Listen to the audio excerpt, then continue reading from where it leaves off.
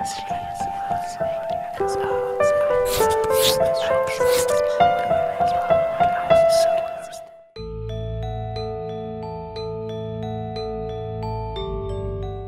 is the case of a 26, 27-year-old young woman who has been in a live-in relationship for the last 2 to 3 years almost.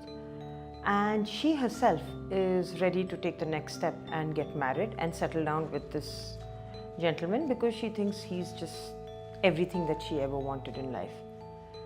But he keeps saying, I need more time, I need more time. I actually spoke to somebody and she explained it very beautifully, and she turned around and said it's a decision that you make and stick by it. And the example that she says is that I made a commitment to meet my grandmother once a week. So a commitment could be in a relationship. Commitment could be basically about keeping your word. Now, in a relationship, let's come down to how it looks in a relationship. It's about trusting one another, committing as in being with one another, respecting one another, being there for one another. In my head, that commitment may be short term. In my head, that commitment may not even be decided for how long it is. But in the other partner's head, it's probably decided. And that's where the clash comes in. So commitment is about, I think, the willingness to work in a relationship, the willingness to be mature enough and understand that for this relationship to go forward, which would technically, we would normally call it getting married, or would mean that I am willing to take whatever it takes to stay in it and work it through. The issue around here is actually what the concept of commitment is. Commitment as a term, very subjective, I think means different things to different people. Someone coming in who's older would probably talk about commitment in a marriage, which basically would talk about, something like being committed to a person every day of your life. But today when I talk to people, I talk and I get answers like being committed to the person you're with now. It doesn't have to be one person through your life. I wouldn't really say people are afraid to be in a relationship because of commitment issues. I think people are into a lot of relationships, but I think people are walking out of relationships much faster, maybe because of commitment issues.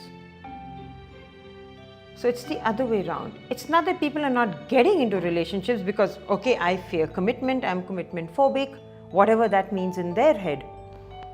But the point is that maybe they're just walking out of the relationship because they're saying like, oh, I can't do this anymore.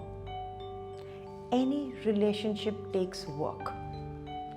Let's look at a relationship with our parents.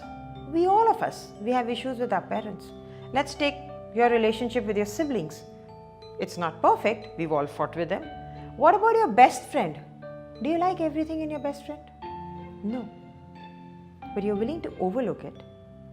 You're willing to go ahead and say, okay, despite what he or she is, I'm going to be friends with that person. So which means that is your way of giving commitment to that relationship.